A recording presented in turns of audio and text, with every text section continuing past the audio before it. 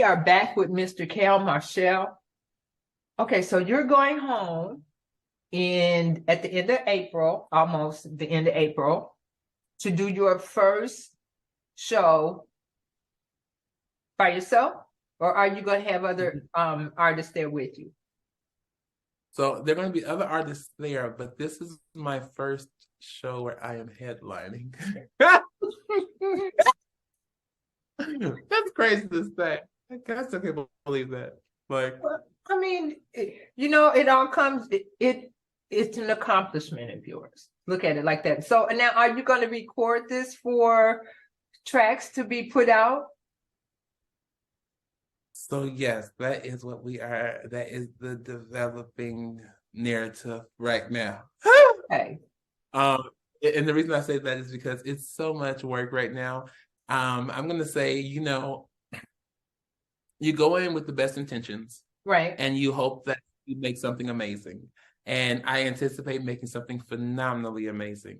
The only thing is, you just never know how amazing it's going to be, and when you're ready to release it. And I say that because, Aretha Franklin, prime example, Amazing Grace, recorded almost 60 years ago, and it finally came out after she was gone. Yeah. Well, they had different versions of it. People kind of messed with it until that actual the real one came out. So yeah, you're right. So, I can say congratulations. I think this is awesome. I wish I could come home, but well, not now because it's still too cold for me up at home. I'm just 22nd. It'll be warm. It's cold. They just had storms over the weekend, so no, I'm not ready. Good. Okay, so Kal, there's a book that's behind you, and it is. Tell me the name of the book again. This is Indie Artist of the World. Okay, so tell me about that book. All right. Well, I don't know how many of your followers and how many people may be watching, but this book was created from a group that I am the president of, called the United Singers, Artists and Songwriters. This organization is an international organization, and it acts as a bridge to network and share and support individuals who have chosen to take an independent journey in life. Okay. I'm sorry. So what that means is this book has over 100 stunning photos of different established artists who you may know, and emerging artists and entrepreneurs who you may not be as familiar with.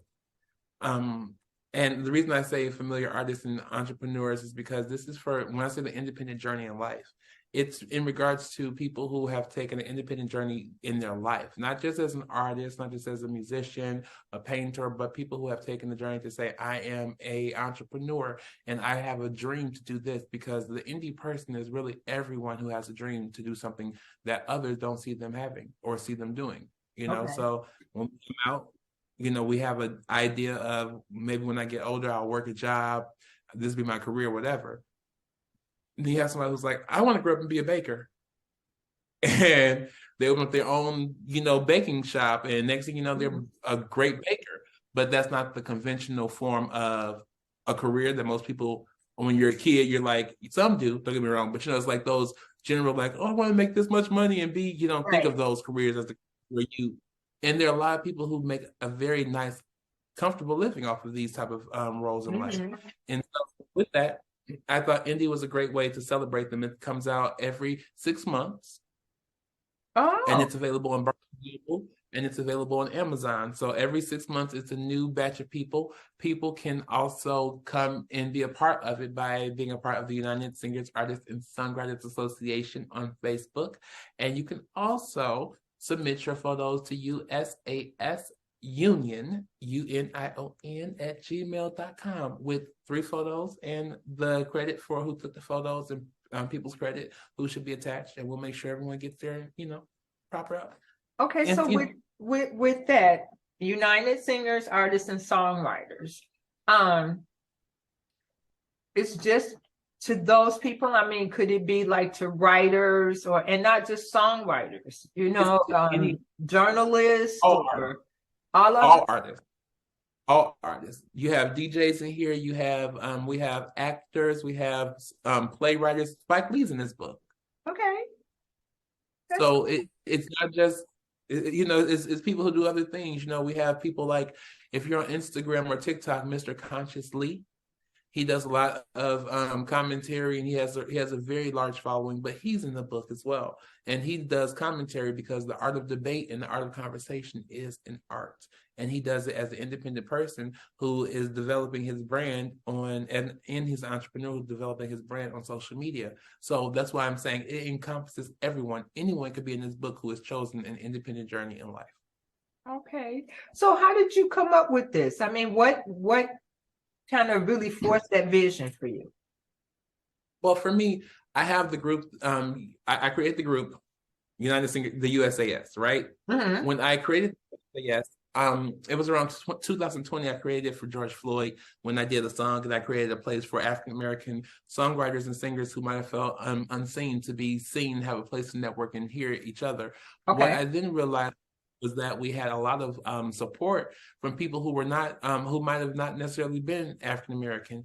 And the thing is, what made me think about it, I said maybe we should change it around from underground Black singers to underground music, and so we created that, and it evolved because I realized after doing a little bit more work, that a lot of artists don't really care for the term underground. Okay. Yeah. And I said, yeah, that makes sense. So I said, well, but and I didn't understand it because to me, as long as you're doing your work or whatever, but I got it. So with that, I sat long and hard and I thought about it, and I wanted to bring unity to art in general because I feel like it's so much division within the community, within painters, poets, singers, like you just said, Right. journalists. We're all artists. Okay. We are all artists. And we are all, one of my favorite quotes is, we are all art by nature's design. So, so with that, it creates it where I was like, there needs to be a place with this group of artists who really, people have talent, people are gorgeous, we have models, we have all types of talent here, but these people are looking for a place to be seen and a place to be realized and valued. Social media is great. Love it. But if everything in the world goes down, the one thing that we have that comes from 500 BC up until today are books. Yeah. People don't get rid of books. And if nothing else, the books can become fire if you need it, if the world goes crazy. You get what I'm saying? Yeah. Yeah. So because of that, I decided to create a book that put people of all aspects of their careers, emerging people who people aren't as familiar with, and established people. Like we have Jessica White in this book, who was a Victoria's Secret supermodel. So we have people who the world knows and people who people may not be as familiar with, but that allows everyone to be seen, everyone to feel as though they're, and that's why the idea of the book came to be. It was about bringing together everyone to sort of kind of bring the name together, which is United Singers, Artists, and Songwriters. Okay. So if you're a part of this group, how did you get seen? Is it you're just like, okay, I'm going to sing a song and I'm going to put it in the group and hopefully someone will like it? How does that work? Okay, so we have a lot of people in the group. Yeah, I noticed that you've got like 6.3K or something in this group. So how do you put all of this together? So we have moderators. We have people who help and support. I'm so grateful for everyone. A lot of times I do a lot of the work though. Like I would say it's like 95% me. So I usually am the one through seeing the people who are submitting, seeing the people who are becoming a part of the group. And I see a lot of stuff, but the people in the group just gravitate to what they gravitate to. I try to do my best to keep the quality of the group up where people know when they come in. You may see a lot of different music. You may see a lot of different cultures in their music, but one thing you're going to make sure you see is music and nothing crazy. So that's why I created that group on Facebook, to give people an opportunity to be seen and heard and valued. Okay, so say someone sends you a song and you don't particularly care for this song. What happens? What do you mean? Okay, say um Like, do you mean a personal song for me to sing, or do you mean a song for the group? something for the group. Like Oh no, they're an everything. artist and they want to sing and they do this song and you don't particularly care for this song. How do Everything. you do that? Everything? Everything. The only thing that I keep from the group, are things that are, I feel morally or ethically don't match up with the brand. If it's offensive, like if I click on your music and you're hollering FUB go die today MF or suck my whatever, Right. I'm gonna be like, oh, this isn't really, but also thing is, I don't censor artists either. So although I may see that, Okay. what I will do is I'll say, okay, for me personally, it's a bit, it may not be my taste, but the group is not about me. It's about artists and people who want art, and that's somebody's cup of tea, even if it's not mine. So my thing is, what I do is I'll take note of it and just know from like me, okay, and then I'll see if it has anybody who flags it or it gets reported, then I'll just go ahead and take it down. Yeah. Okay. Have you ever went back and asked someone, say that they had a song like what you just mentioned, and did you go back and say, do you have a clean version of this? No. Really? No. Because I mean, I've had that issue with new artists, trying to put new artists on my station, like on the Inner Sanctum Radio, every day at 12 o'clock, we do new artists at noon. And I have had some material that was sent that I took offense at, and I didn't feel like it was appropriate for my station. And because I'm the only one has the final say so, and I don't have other people with me, I feel like, okay, I can do this. And so what I did was I asked this person, do you have a clean version of that song? And fortunately for me, he did. And so I was able to play that song. So, like sometimes the rappers, they do an explicit version and then they'll do a clean version that they can put on the radio. Well, see, that's the thing. Being the president of an association with over 6,000 artists, I see a lot. I hear a lot. Okay. I experience a lot. What I will say is a lot of times, what I found is that people who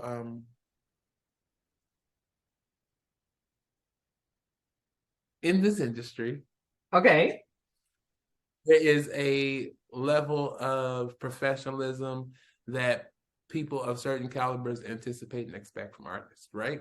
And you can always, well, not always, but a lot of times you can tell the level of where an artist may be trying to go or where they are by that question right there. Because a lot of times, most artists, if you don't have clean music and you think that your explicit version is going to get radio play and you have dreams for it to blow up and be commercial, it won't happen. And when you know the industry a little bit more, you're able to be a little bit more aware. So I usually don't ask because we're in Facebook and it's on, it's just the whole thing, as long as it's not going against the community. Okay. But I say it's with you, it makes sense, but that's an actual really good lesson for artists in general. Because when radio stations, smaller podcasts and stuff want to hear your music, for me, I don't do music like that. So my music doesn't have those type of lyrics. And even if it did, it would be done in such a mysterious and, folk. You'd be like, oh, this is cute. Okay. That was a little risque. Okay, I see you, but he ain't talking about, he about to bash me. No, he just talking about some, let me take you on the helicopter somewhere in a whole different scenario. Like, okay. I'm an analogy king. You know what I'm saying? Like, I'm making a different version of it. Yeah. So, but that's a good lesson actually for artists, personally. Yeah, I hope so. On your site, you've got collaboration in music, writers therapy, and writers think tank. So you can go think tank. So you can go to those three individual parts of the group itself. So how did you come up with that? Okay, so the writers think tank is a place where when you know, writers and people who are creative, sometimes you have a stalemate. You have that, like, oh my word, the writer's block is what I call it. And when Okay. you have the writers, you just need someone to bounce off, or, you know, someone to think with. And sometimes you could just have a word you're stuck with. You can have a moment, you can have an issue that you're stuck with, or a verse, or an issue in your life that you're trying to figure out how to word this in a way that makes it a little bit more clever, a little bit more, you know, whatever you're trying to go for your angle. Mm-hmm. And, you know, I felt like it should be a place where there should be a community where people can just be like, hey, you know, I'm going through this today, and I just need to think about this because I'm trying to figure this out. That was the think tank. Right. The next one, collaborations, was created by was created by a group member, not by me. The collaborations actually happened because the group member was trying to collaborate with other artists to create events in their city, which I totally applaud, and also to create other collaborations musically with artists throughout the world. So I was totally for that. And then we have the think tank, the collaborations, and what's the other one? Therapy, the writers therapy. Yes, writers therapy. So that's what that's what my first one I actually created. So writers therapy, we have things that we go through in life.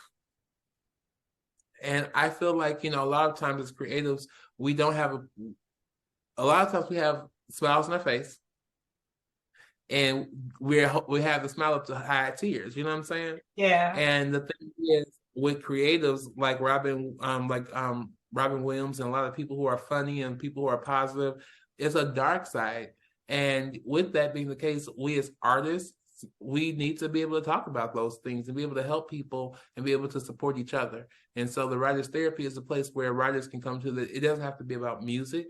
If it's about music, that's fine. But if it's not about music, it's a place where you can come and have a safe space to speak, a safe space to be, and a safe space to be supported. You know, if you're like, oh my word, you know, this is going on, this is happening, we're gonna be like, okay, well, you know, how can we help? If we can't help, how can, you know, what are you looking for? Or, you know, how can we help you take this energy from anxiousness, or, you know, whatever it is, and turn it into something positive, or turn it into a song, or turn it into, you know, make it work for you. You know, for me, prime example, I had a little issue happen, you know, with somebody who I know or knew or whatever you want to say, an associate, past associate, and it's somebody in Chicago. Okay. And if you're watching, hey, all of that. Okay, all of that. That hey, okay. Oh God, okay. With that being the case, this individual was talking to me, and you know, for me, I do music. I'm an entertainer. I do music. I have the book out. I have a lot of stuff going on that I'm doing and pushing and pursuing and really going after. Right. And this particular person really hasn't seen me perform in like 10 years. This particular person hasn't been there, hasn't heard my music, hasn't. But I'm coming back home, and now they reached out. Okay. Hey. Hey. And they wanted a free VIP table. A free table. So whoever else has reached out, it's not you, because you know who you are. If you ask for a whole table, you know who you are. Hey. Anywho, friend told me that I did so much they didn't know how to explain me to people. Now, as an artist, my response was, I'm an entertainer. I do music, I do art. I said, and if you want, I'm like, it's for a concert, and if you look me up somewhere, it says music. Then friend said, well, like, what am I supposed to say? This is just my bald-headed music friend, Kal.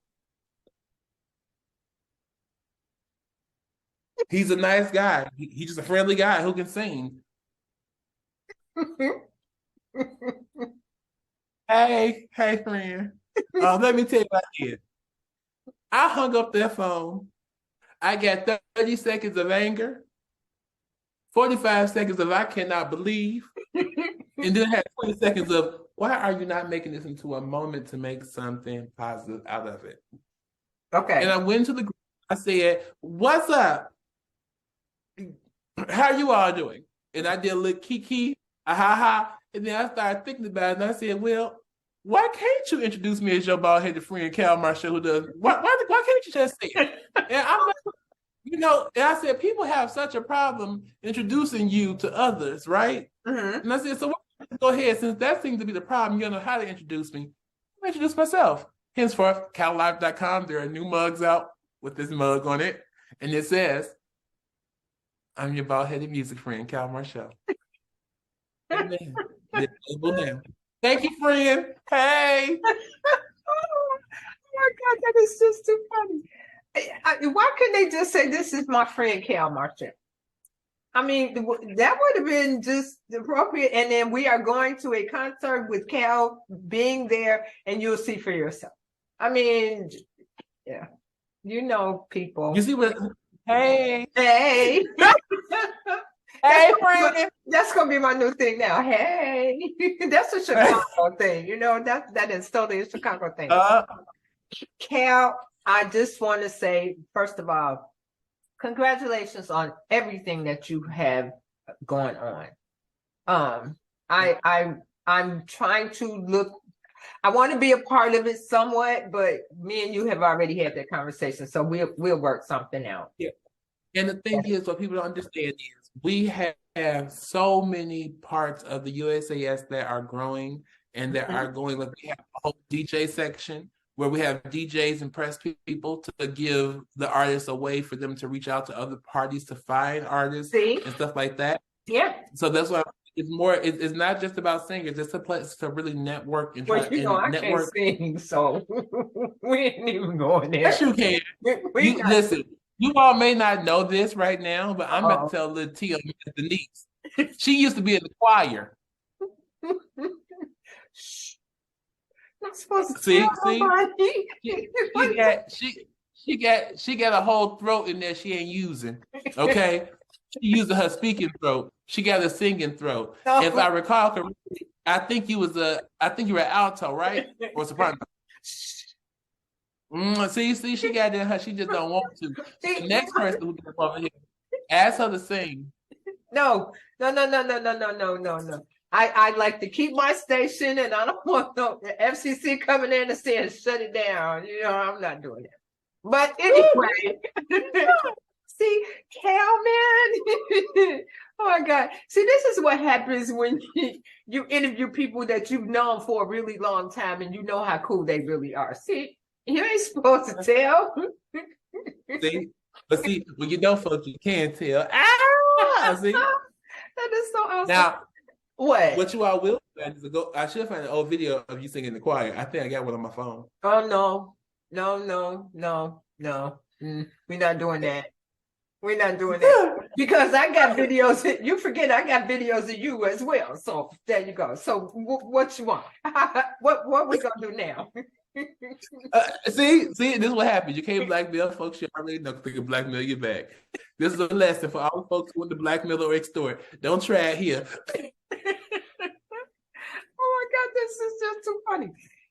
But again, Kal, seriously though, I am so proud of you. I have watched you grow over the years, as an individual, as an artist, as a singer, and I applaud you. I really, really do.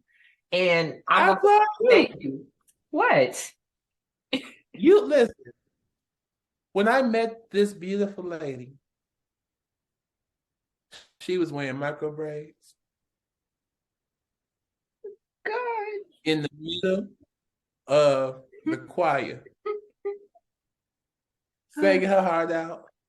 Baby, and let me tell you, she loved music. Yeah, I do. You love music. And the thing is, your heart for the music is what I used to love when I used to see you sing in the choir. And the crazy part is, I never would have thought that you would be becoming a radio personality, a person of what you're doing, and doing interviewing folks, playing music, and sharing other artists, and it becomes from the love. And the thing with you is, I know that from the first time I met you, you loved music and you loved the artist, and you tried to create and you tried to support as many people as you could. And so for you to create a platform to do that, I applaud you, and I'm so proud to say that I know you, and I'm so grateful that in my career and in my journey, I've made you proud enough to even want to come talk to me, because I'm sure you know plenty of people from Evanston, plenty of people from Chicago who do exactly what I do, but they don't do it like me. And because of that, you reached out to me. So I'm grateful that you saw something that I did to make you want to speak to me. I looked at your platform and I saw the things that you were bringing so many people together. I scrolled through, I listened to so many, and there are not many platforms out there to do that. And I just thought it was amazing. And like I said, I've watched you grow. I've watched you help people. I already know that you can sing. People don't know that Kal was also in the choir with my husband Quincy.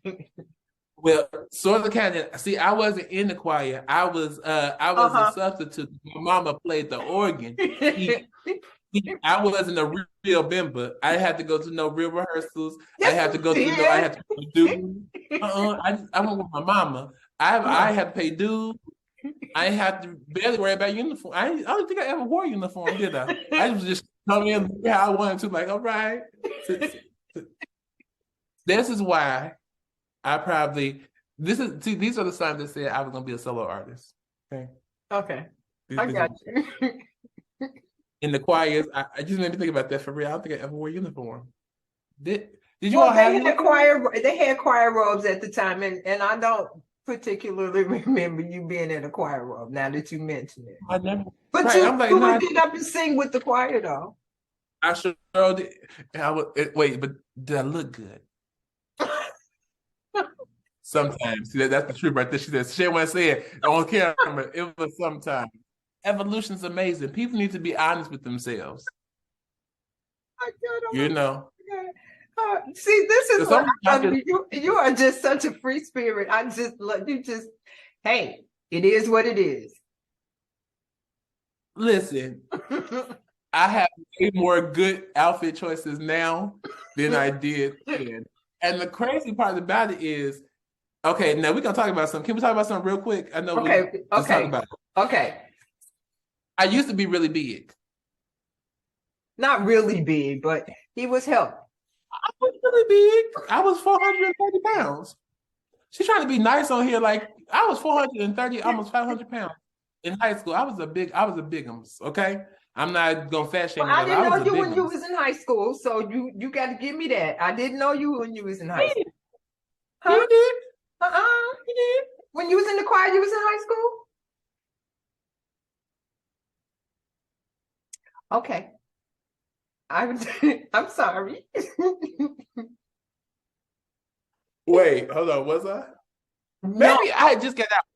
I had just got out. No, I had just got out. I was in the cast and stuff. You're right. Okay. I just got out. But I was still youngin. You know, I was like in my early 20s, like college, that area. Anyway, anyhow, I was a bigums, and my outfit choices was that of not a bigums. And so what happened was my bigums body wasn't adjusted with my non-bigum style. And so when I wore my bigum style, I was cute. When I didn't wear my bigum style, I tried to be skinny. It just did not work right. So what ends up happening is people know your body, know your worth. Because when you lose weight and you no longer are bigums, you look at your stuff and be like, did I? And then you'll see it, and then you'll go and try that outfit on when you're smaller. But it looks so much cuter now. Why do I like this outfit? So I just had to say it to people. that part. Don't let your outfit. That's why she's saying it. Okay, she didn't want to be mean. I'm gonna be real. They was sometimes. You know, it was sometimes. Sometimes I look sharp in the mug. Sometimes maybe not. I thank God for stylists. And on that note, oh my God, this is so funny. Now tell people how to get in touch with you. Seriously, though. Oh, okay. If you want to reach out to me, you can get on www. KalLive, KalLive.com. And that's that's the website, KalLive.com. You can find me on Instagram at Kal.live. Kal.live is Instagram, that's Kal.live.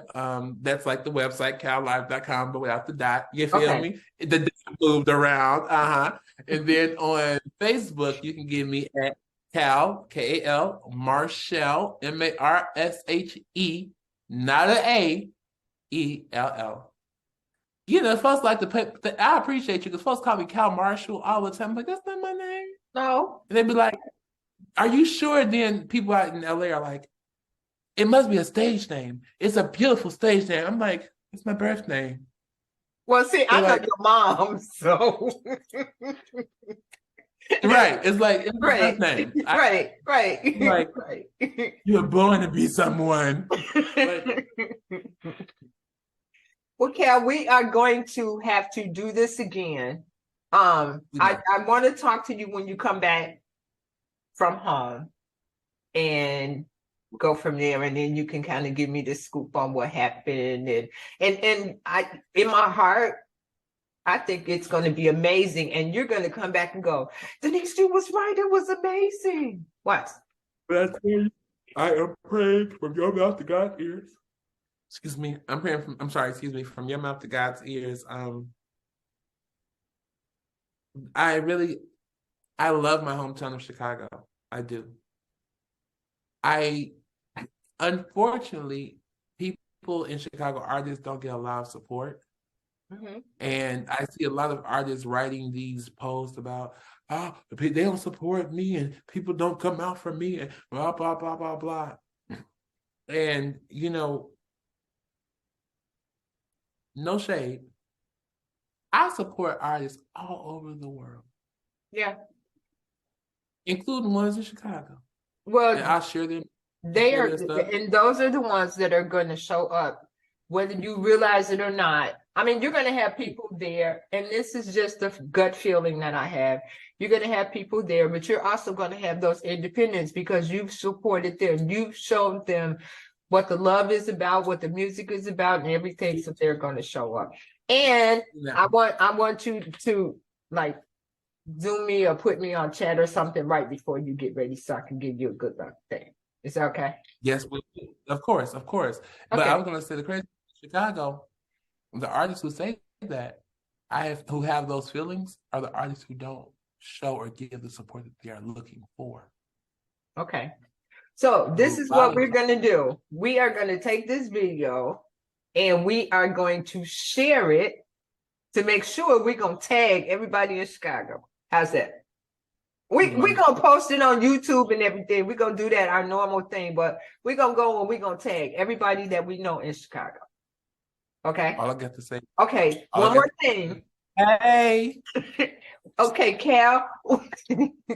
Hey, one more thing. Before we go, tell us where you're going to be in Chicago. Well, you're going to be in Wheeling, but tell us the name of the place. If you know the address and everything, tell us where you're going to be. So, Social Bar and Grill in Wheeling, Illinois, located 401 East Dundee Road, zip code 60090, will be presenting Kal Marshell Saturday, April 22nd at 7 o'clock and at 10 o'clock. The 7 o'clock show will feature Jadon Giuseppe from American Idol, as well as Deontay Baker from American Idol. And the second show at 10 o'clock is Grown, and it's not family friendly. And that show will feature LG the Creator and Deontay Baker as the opening acts. And you can purchase your tickets online at www.kallive.com/dates or Illinois.com. I'm sorry. Okay, there you go. Kal, thank you again. This has been Ooh, Nessyp yeah. of Nessyp with Kal Marshell. Back to you in the studio.